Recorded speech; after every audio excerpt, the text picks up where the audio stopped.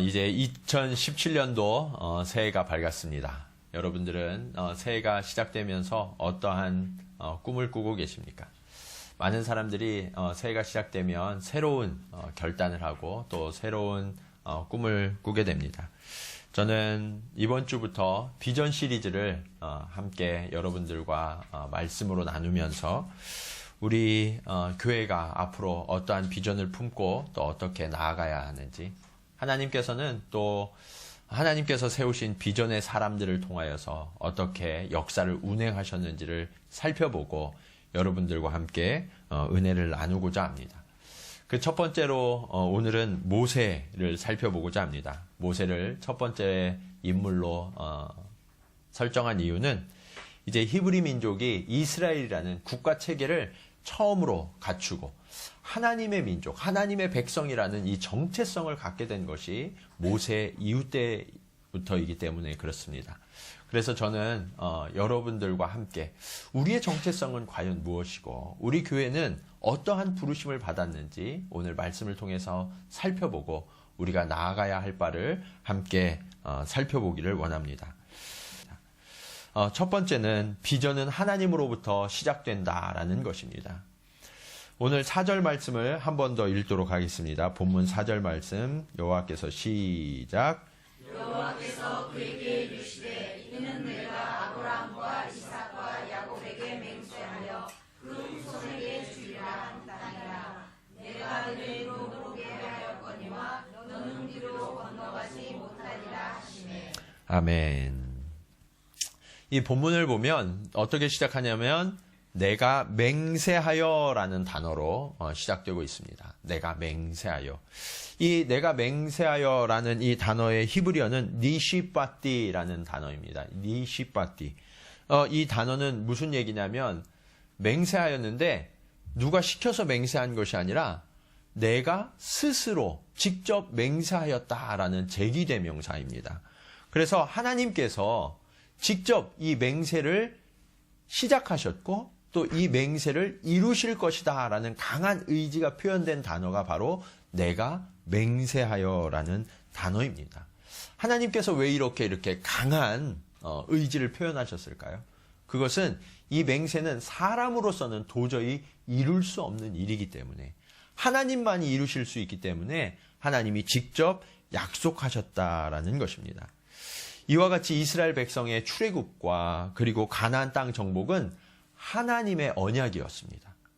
그리고 하나님께서 아브라함 때부터 시작하셔서 이제 모세 때에 이루시기로 그렇게 작정하시고 하나하나 진행해 가시던 일, 이것이 바로 가나안 땅에 대한 약속인 것입니다. 창세기 15장 13절에서 14절은 이렇게 말씀하고 있습니다. 여호와께서 아브라함에게 이르시되 너는 정령이 알라. 내 자손이 이방에서 객이 되어 그들을 섬기겠고 그들은 400년 동안 내 후손을 괴롭게 하리니 그 섬기는 나라를 내가 징치할지며 그 후에 내 자손이 큰 재물을 이끌고 나오리라. 아멘. 이 약속은 하나님께서 사실은 창세기 12장부터 시작하셨습니다. 아브라함을 갈대아 우르에서 불러내실 때부터 하나님이 주셨던 약속이 바로 이 약속입니다. 그런데 오늘 이 15장에 보면 하나님이 이 약속을 약간 지연시키는 듯한 그런 뉘앙스가 비추어지고 있습니다. 그리고 번복하시는 것 같아요. 그런데 이 말씀을 자세히 들여다보면 하나님의 약속은 지연되거나 번복된 것이 아니라 오히려 보다 구체화하고 현실화되고 있음을 우리는 알 수 있습니다. 아브라함이 가나안 땅으로 왔을 때 누구랑 같이 왔죠? 조카 롯과 함께 이제 가나안 땅으로 이주해 왔습니다. 아브라함의 일가가 전부였어요. 그래서 하나님께서 만약 아브라함에게 이 가나안 땅을 전체를 다 주신다고 해도 그 땅을 어떻게 다스리고 경영할 방법이 아브라함에게는 없었습니다. 그래서 하나님은 이 가나안 땅을 완전히 다 통치할 수 있을 만한 그러한 숫자가 될 때까지 기다리시고 또 그것을 이루어 가시기로 결단하시고 하나하나 그 일을 진행해 가고 계신 것입니다. 아브라함은 그 일이 왜 지연되는지, 그리고 우리가 왜 애굽으로 가야 하는지, 그리고 400년간 왜 종살이를 해야 하는지 그것을 알지 못했습니다.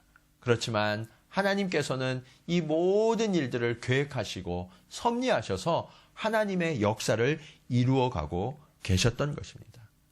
아브라함은 손을 놓고 있었을지도 몰라요. 그렇지만 하나님은 결단코 쉬지 않고 일하고 계셨던 것입니다. 하나님은 야곱과 그 자손을 애굽으로 이주시키셨습니다. 그런데 이 야곱과 이스라엘 자손들을 애굽 땅에 이주시키셨을 때 아주 절묘한 위치에 하나님께서 이주시키셨어요.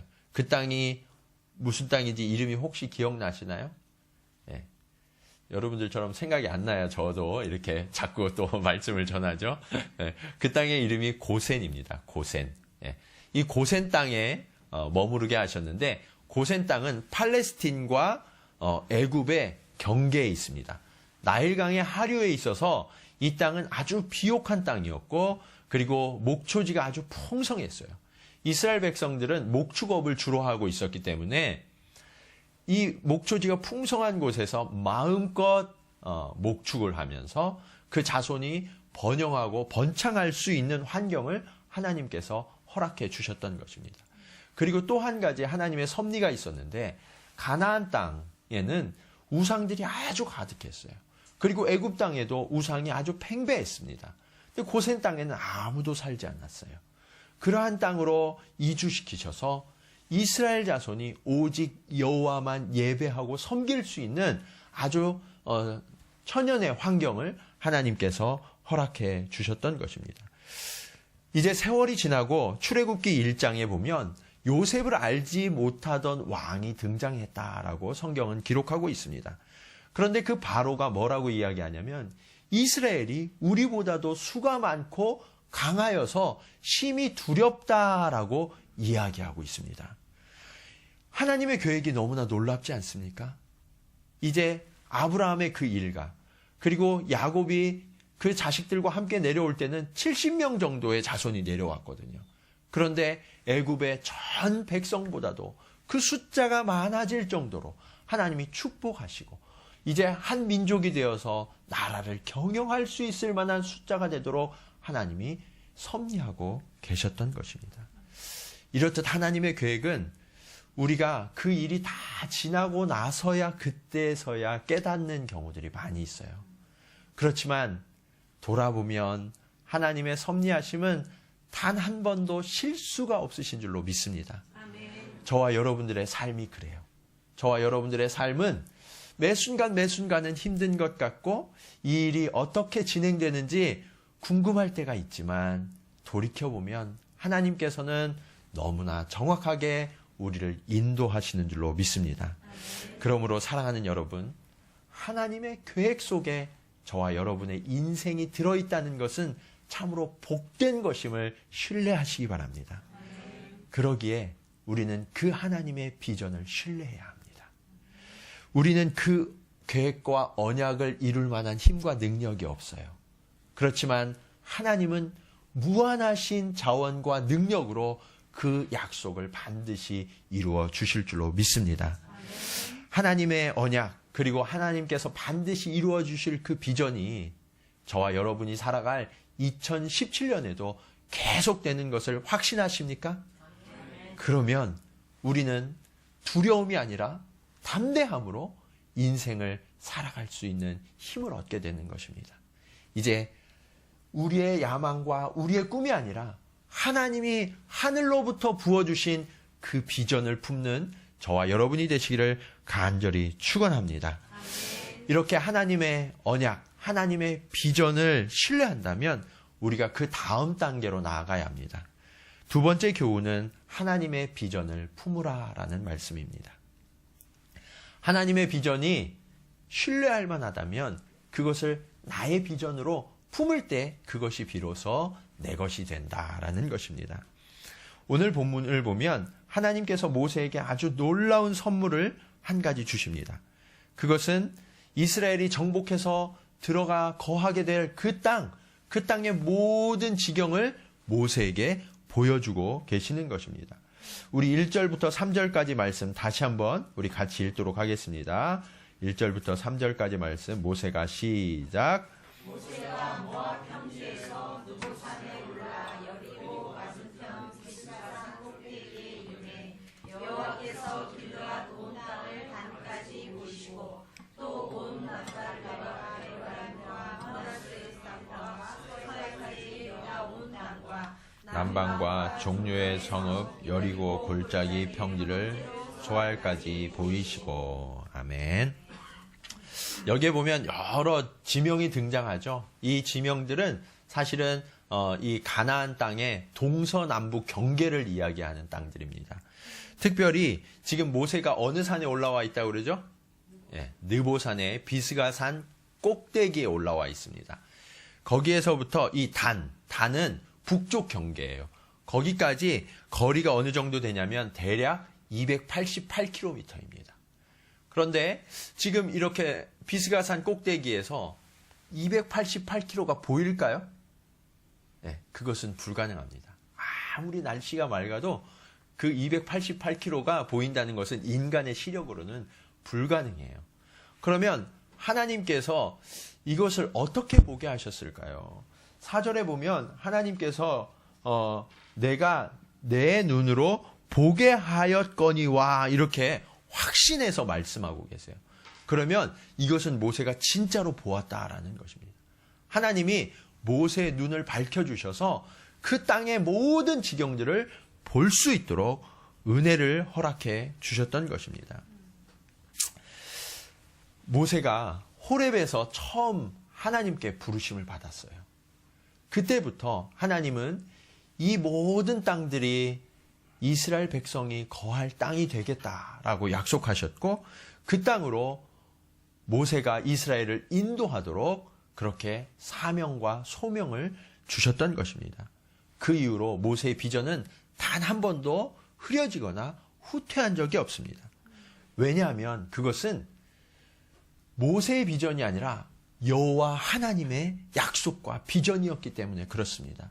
하나님은 신실하셔서 그 약속을 변하지 아니하시고 반드시 지키시고 그리고 그것을 모세의 비전으로 품게 하셔서 지금까지 인도해 오셨던 것입니다. 여러분은 어렸을 때 어떠한 꿈이 있으셨습니까? 혹시 어렸을 때 꿈을 지금까지 나는 그대로 간직하고 있다. 그런 분 계시면 한번 손들어 보시겠어요? 네. 아마 어렸을 때 꿈을 처음부터 끝까지 계속해서 갖고 계신 분은 매우 드물지 않을까 그렇게 생각이 됩니다.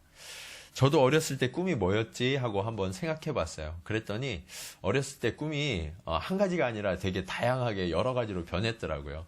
뭐 대통령도 됐다가 장군도 됐다가 의사도 됐다가 또 돈 많이 버는 사업가도 됐다가 이렇게 여러 가지 꿈이 있었는데 그 꿈이 어디서 왔을까 생각해 보니까 제가 뭘 알아서 그 꿈을 품었던 게 아니라 그냥 부모님들이 어른들이 그런 게 좋은 거라니까 그냥 그런 꿈을 품었던 것 같습니다. 그런데 아이러니하고 놀라운 사실은 목사는 꿈이 없었다는 거예요. 그런데 하나님께서는 하나님의 꿈을 품게 하셔서 저를 이 자리에 세우신 줄로 믿습니다. 사람은 이렇게 꿈이 변합니다. 환경에 따라서 변하고 주위의 조건에 따라서 변하기도 하고 그리고 커가면서 나의 능력과 나의 재능이 어디 있는지를 발견하면서 또 변하게도 됩니다. 하지만 하나님의 비전과 꿈은 결단코 변하는 법이 없습니다. 왜냐하면 하나님은 모세가 본 것보다도 더 멀리 보시고 그 이후의 일까지도 분명히 아시고 섭리하시는 하나님이시기 때문에 그렇습니다. 그러기에 우리는 사람의 욕망에서 나오는 야망과 꿈을 품을 것이 아니라 하나님으로부터 오는 비전을 품어야 하는 것입니다. 무엇보다 그 비전은 하나님 나라와 연결되어 있는지 그렇지 않은지를 보고 이 꿈이 나의 꿈과 야망인지 하나님의 비전인지를 우리는 분별할 수 있습니다. 내가 지금 품고 있는 이 꿈, 내가 이루고자 하는 그 목적이 단순히 나와 내 주변을 위한 것인지 아니면 궁극적으로 하나님의 나라를 위한 것인지 이것을 생각해 보면 우리는 이 비전이 어디로부터 온 것인지를 분별할 수 있는 것입니다. 똑같이 회사 진급을 위하여서 기도하더라도 진급의 목적이 무엇입니까? 내가 월급을 좀 더 받고 그리고 높아져서 사람들도 많이 부릴 수 있고 또 영향력 있는 그런 사람이 되기 위한 것이라면 그것은 하나님의 나라와는 상관이 없는 나의 꿈일지도 모르겠습니다. 그렇지만 이 진급을 해서 나의 영향력이 확대되어지고 그 확대되고 선한 영향력으로 많은 사람들을 주께로 돌아오게 해야 되겠다. 그리고 하나님이 내게 주신 그 은혜를 가지고 물질을 가지고 더 많은 것으로 섬겨서 영혼을 구원하는 일에 내가 드리기를 원한다. 그러한 목적과 비전을 가진다면 이것은 똑같은 진급을 두고 기도하더라도 하나님으로부터 온 비전이라고 우리는 볼 수 있을 것입니다. 교회도 마찬가지입니다. 교회가 단순히 부흥해서 우리가 숫자가 많아지고 마음껏 일하고 우리 교회의 명예가 높아지고 목사의 이름이 높아지기를 원한다면 그것은 하나님의 꿈과 아무런 상관이 없는 것입니다.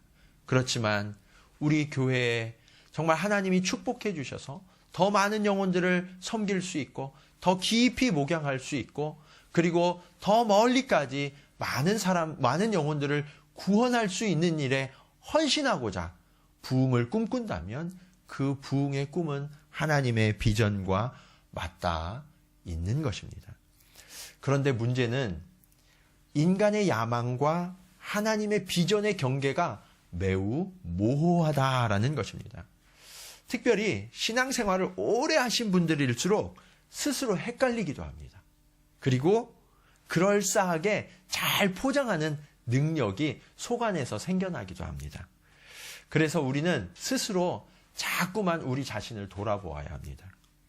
이것이 나의 욕구인지 아니면 하나님으로부터 온 비전인지 이것이 나와 내 주변만을 위한 것인지 아니면 내가 속한 모든 공동체에 덕을 끼치는 것인지 그리고 이것을 이루어가는 방식은 과연 하나님의 선한 방법을 계속해서 따르고 있는지 그것들을 우리가 계속해서 점검해 보아야만 우리는 하나님의 비전에서 벗어나지 않고 계속해서 그 비전을 품고 따라갈 수 있는 것입니다.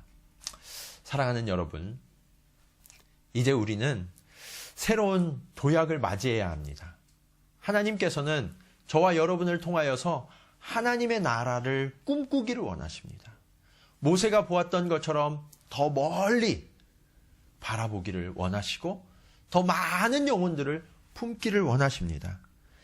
하나님께서는 이제 우리 교회를 통하여서 일본 전체를 품는 교회가 되기를 원하시는 줄로 믿습니다. 하나님은 그러한 비전어리가 되라고 저와 여러분을 이 시간에 촉구하고 계십니다. 하나님은 지금도 그렇게 바랄 수 없는 지경을 너희가 바라보도록 저와 여러분이 바라보도록 그렇게 우리의 시선을 넓히고 계시는 것입니다. 이렇게 하나님의 비전을 신뢰하고 또 하나님의 비전을 품은 사람들에게 요청되는 마지막 단계가 있습니다. 그것은 바로 비전은 순종으로 완성된다라는 것입니다. 비전은 다른 것으로 완성되는 것이 아닙니다. 나의 능력과 나의 재능 그리고 나의 지혜, 나의 가진 물질 이런 것들로 완성되는 것이 아니라 순종을 통해서만 완성된다라는 것입니다. 왜냐하면 비전의 출발이 하나님으로부터 시작되고 그 하나님의 부르심에 순종한 것이라면 그 비전의 완성도 하나님의 일하심에 대한 순종이고 그 하나님과 동행할 때 비로소 완성될 수 있기 때문에 그렇습니다. 모세는 여호와의 산 호렙에서 불에 타지 않는 떨기나무를 보고 그것이 궁금하여서 다가갔다가 하나님의 부르심을 받았습니다. 처음에는 두렵고 떨려서 하나님이 불러주셨는데도 그것을 거절하고 말았습니다. 이런저런 핑계를 계속 대요. 그러다가 몇 번을 거절하냐면 5번을 거절합니다. 사실 하나님이 부르셔서 한두 번 말씀하시면 들을 법도 한데 모세는 계속해서 핑계합니다. 이성적으로는 모세의 핑계가 그럴듯해 보입니다. 그는 애굽에서 죄를 짓고 살인자로서 이제 바로를 피해서 미디안 광야로 도망온 처지였습니다. 게다가 미디안 광야에 온 지 이미 40년이나 되었습니다. 그는 나이가 들었고 누구를 이끌 만한 그러한 능력도 없는 존재였고 모든 사람에게서 잊혀진 존재가 되었습니다. 게다가 히브리인들과의 모든 관계도 이미 끊어지고 소원해져서 히브리인들에게 가서 자기 자신을 소개할 방법조차 없는 사람, 아무런 것도 가지지 못했던 사람, 그 사람이 바로 모세였기 때문에 그렇습니다. 그런데 이렇게 5번이나 거절하니까 하나님이 진노하시면서 이제 너를 위하여서 아론을 예비했다라고 말씀하시면서 순종하도록 그렇게 명령하셨고 모세는 그 앞에 엎드려서 이제 순종하기 시작했습니다. 그런데 이 놀라운 변화가 있어요. 모세가 하나님 앞에 처음부터 그냥 순종했으면 좋았는데 몇 번을 거절했다고 그랬죠? 네, 5번을 거절했다고 그랬어요. 이 5번을 거절하는 동안 하나님의 계획에 한 가지 변한 게 있습니다. 그게 뭐냐면 모세가 아니라 모세의 형 아론이 대제사장이 되었고 모세의 자손들이 아니라 아론의 자손들이 대대로 대제사장이 되어서 하나님을 섬기게 되었더라라는 거예요. 하나님 앞에 순종하지 않고 거절하는 동안 자신의 인생뿐만 아니라 자기 자신의 후손들의 인생이 완전히 변해버렸다는 것을 모세는 나중에서야 알게 된 것입니다. 그리고 아론은 아무것도 몰랐어요. 아무것도 몰랐는데 그냥 하나님이 모세에게 가라고 그래서 그 말씀에 순종해서 광야로 나갔다가 축복을 받아서 그만 대제사장이 되고 말았던 거예요. 여러분, 이렇게 순종과 불순종에게 하는 자에게는 아주 극과 극의 차이가 생겨나는 것입니다. 그러기에 우리는 매 순간 하나님 앞에 순종해야 하는 줄로 믿습니다. 오늘 본문에는 그래서 아주 순종에 대한 결정적인 장면을 담고 있어요. 하나님께서 모세를 느보산 그리고 비스가산 꼭대기에 올라오도록 하셔서 아주 초월적인 능력으로 가나안 땅 온 지경을 보여주셨습니다. 그리고 그렇게 다 보여주셨는데 거기까지는 너무 좋았는데 4절 하반절에 보면 뭐라고 말씀하십니까? 너는 그리로 건너가지 못하리라. 예, 건너가지 못하리라. 이게 웬 날벼락입니까? 예, 하나님께서 다 보여주시고 지금까지 이끌어 오셨는데 이제 너는 그 땅으로 들어가지 못하리라라는 거예요. 모세 평생의 소원이 뭐였을까요? 가나안 땅에 들어가는 것이 아니었을까요? 모세는 120세입니다. 이 120년을 어떻게 지내왔냐면 가나안 땅에 들어가겠다는 유일한 목적을 가지고 온 사람이에요. 모세가 처음 태어났을 때 바로에는 애굽에는 바로가 유아를 학살하는 일들이 벌어지고 있었습니다. 그래서 수많은 어린이들이 그냥 죽임을 당하고 말았어요. 그런데 하나님의 구원하심으로 말미암아 모세는 건짐을 받았고 오히려 바로의 궁에서 자라나게 됩니다. 그렇게 40년 동안 왕자로서 자라면서 애굽의 모든 학식과 주변 모든 나라들에 관한 학식을 배운 아주 뛰어난 인재가 되었습니다. 그때 하나님께서 모세를 사용하시기를 원했을지도 몰라요. 그래서 그랬는지 모세는 자신이 무언가 해보려고 꿈을 발휘해 봅니다. 그래서 이 이스라엘 민족과 히브리 민족과 애굽인이 싸우는 것을 봐요. 그러면서 학대받는 히브리인을 위하여서 손을 들어서 애굽인을 쳐 죽이고 맙니다. 본인이 스스로 구원자가 되려고 했어요. 그런데 그 결과 어떻게 됐습니까? 철저하게 실패하고 결국은 미디안 광야로 도망갔던 사람입니다. 그런데 40년이나 지나서 하나님께서 그를 다시 부르셨어요.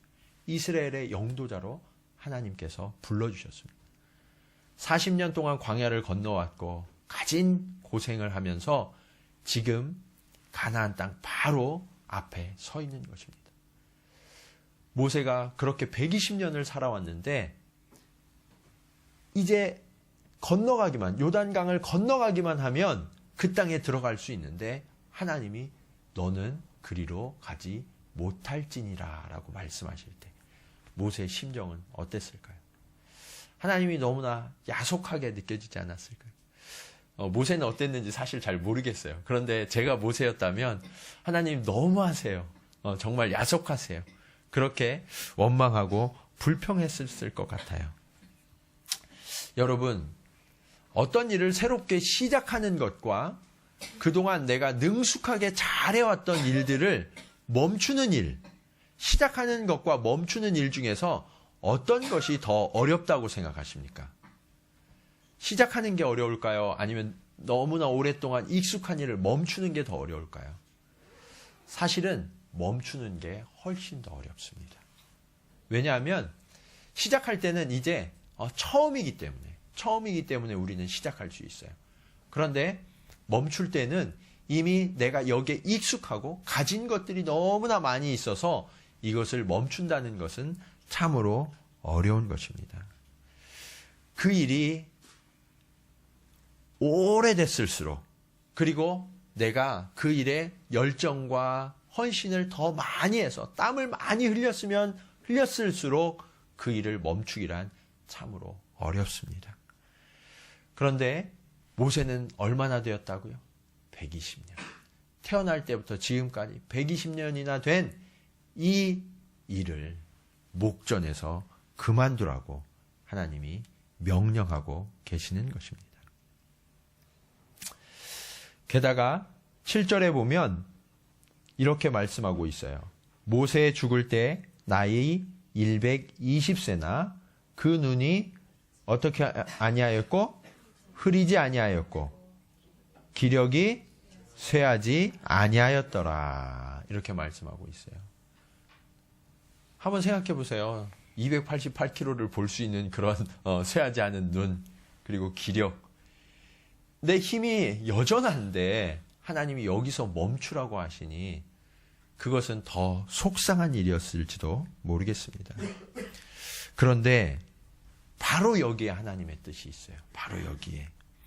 사실 모세의 기력은 여전했지만 세 장 앞으로 넘겨서 신명기 31장 2절에 보면 뭐라고 나오냐면 모세 스스로 내가 더는 출입하기 능치 못하고 라고 말하는 장면이 나옵니다.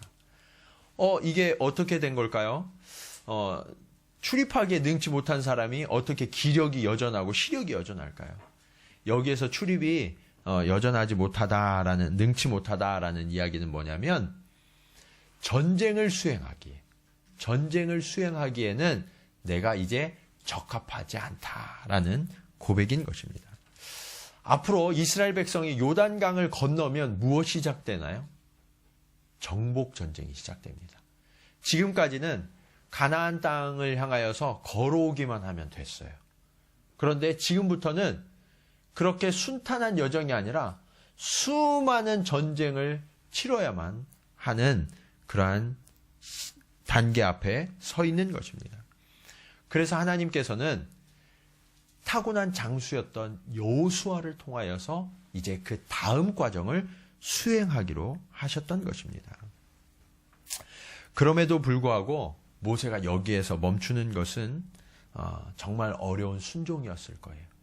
하나님은 이스라엘 백성에게 모세를 통해서 마지막 교훈을 지금 가르치고 계시는 것인데 그 마지막 교훈이 무엇이냐?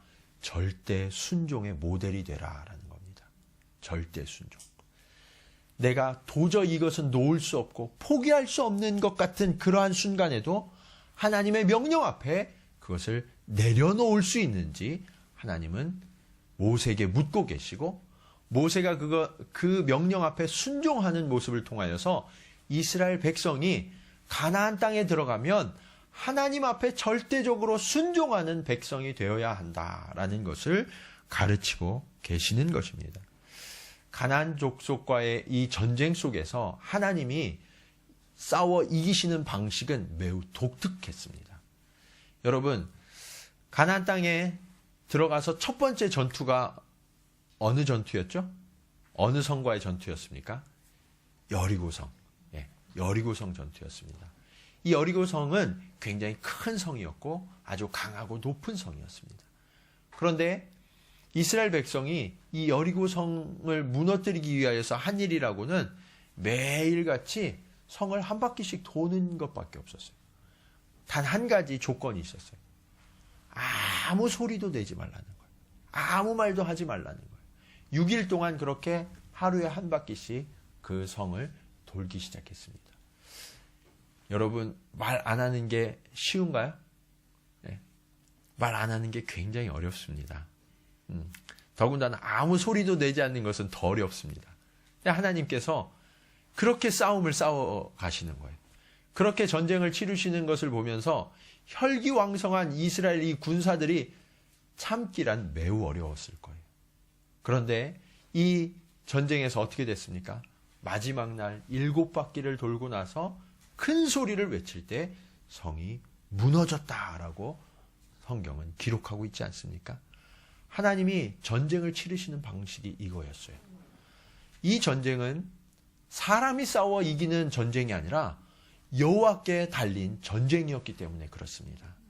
그래서 이스라엘 백성은 들어가는 순간부터 하나님 앞에 순종하는 법을 철저하게 배워야만 했어요. 그리고 모세조차도, 자신들을 평생 동안 이끌어온 모세조차도 하나님 앞에 저렇게 모든 것을 내려놓고 순종하는구나 하는 것을 배우고 이스라엘 백성들 한 사람 한 사람이 그 순종의 모델을 따르기를 원하셨던 것입니다. 그래서 하나님께서는 이 모세의 마지막 장면을 가장 멋지게 이스라엘을 위하여 사용하고 계셨던 것입니다. 이렇게 마지막까지도 하나님 앞에 쓰임받고 또 모든 사람들에게 교훈이 되는 그런 인생, 그런 멋진 인생을 한번 살아보고 싶지 않으십니까? 저는 이런 모세의 인생이 너무나 멋졌던 것 같아요. 인간적으로 생각할 때에는 내가 그 목표를 목전에 두고 거기서 들어가지 못하다니 너무나 아쉽고 좌절된 인생처럼 보일지 몰라도 하나님의 편에서 볼 때에는 그 순종을 통하여서 가장 크고 놀라운 일들을 이루었던 사람, 그 사람이 바로 모세였던 것입니다. 예수 그리스도도 그랬어요. 예수님도 겟세마네에서 드렸던 기도가 어땠습니까? 하나님 앞에 이렇게 기도했습니다. 하나님 아버지, 할 수 있거든 이 잔을 내게서 옮겨 주시옵소서. 그 고통과 그 희생이 얼마나 큰지 주님은 너무나 잘 알고 계셨어요. 그래서 그 잔을 피하고 싶으셨던 거예요.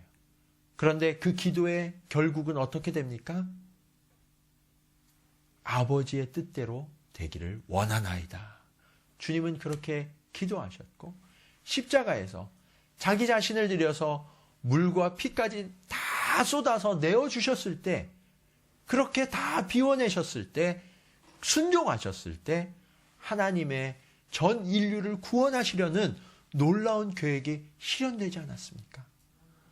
이것이 바로 하나님이 역사하시는 방법이에요.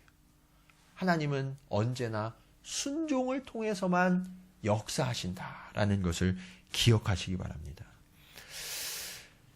그래서 우리가 잘 아는 것처럼 고린도전서 4장 2절 말씀은 이렇게 말씀하고 있습니다. 맡은 자에게 구할 것은 무엇이니라? 충성이니라. 맡은 자에게 구할 것은 충성이니라. 하나님께서 맡은 자에게 다른 것을 요청하지 않으셨어요. 요즘 젊은이들이 스펙을 쌓으려고 얼마나 노력하고 있습니까? 하나님의 일을 맡으려고 그러면 스펙이 필요한 게 아니에요. 능력이나 물질이 필요한 게 아니에요. 건강이나 환경이 필요한 게 아니에요. 오직 한 가지, 무엇이 필요합니까? 순종, 충성이 필요한 것입니다. 나머지는 나머지는 다 하나님께 달려있다는 거예요. 전능하신 하나님, 무한한 자원을 가지신 그 아버지께 모든 것이 다 있다는 거예요. 우리는 순종하고 충성하기만 하면 그 모든 것을 우리에게 더하여 주셔서 하나님의 역사를 이루어 가시겠다라고 약속하고 계시는 것입니다. 이것이 오늘 저와 여러분을 향하여서 하나님께서 주시는 약속입니다. 이 약속을 통하여서 하나님께서는 우리 교회도 새롭게 하기를 원하세요. 하나님의 비전을 품고 그 비전을 넉넉히 수행해내는 그러한 교회가 되기를 원하시는 줄로 믿습니다. 그러기에 우리는 주저하거나 염려할 필요가 없어요. 저는 지난 26년간 우리 교회를 이끌어 오신 김동원 목사님을 이렇게 생각해 보면 하나님께서 모세를 통하여서 이스라엘 백성을 이끌어 오신 것처럼 우리 목사님을 통해서 우리 교회를 이끌어 오셨다. 그렇게 생각이 됩니다. 그리고 그동안의 교회 역사 속에서 수많은 권능과 위엄과 이적과 기사가 이미 행해졌는 줄로 믿습니다. 저는 그것들을 다 볼 수 없었어요. 그렇지만 이 자리에 계신 여러분들이 오히려 그 증인이시리라고 믿습니다. 그리고 이제 하나님께서는 우리 김동원 목사님을 통해서 보여주셨던 일본 선교의 비전, 세계 선교의 비전이 지경이 확장되어서 계속될 것을 원하고 계시는 줄로 믿습니다. 하나님은 우리 교회를 통해서 이 비전이 분명히 이루어질 것을 약속하시고 계십니다. 이제 이 비전을 함께 바라보고 비전에 순종하는 저와 여러분을 통하여서 하나님은 이 비전이 실현되도록 역사해 주실 줄로 믿습니다. 지금까지 지나오는 시간들이 어쩌면 광야를 걸어오고 준비하는 시간이었다면 지금부터는 이제 그 비전을 실현해 가야 하는 시간이 됩니다. 이제 저와 여러분이 모세가 보았던 것처럼 더 멀리 바라보아야 할 때입니다. 그리고 더 많은 영혼들을 우리가 함께 품어야 합니다. 그리고 하나님께서 보여주신 그 비전을 따라서 멈추지 아니하고 주저하지 아니하고 그 비전 앞에 온전히 순종하는 저와 여러분이 되신다면 모세가 그랬던 것처럼 마지막까지도 하나님이 귀하게 들어쓰시는 하나님의 동역자여 멋진 인생이 되실 줄로 믿습니다.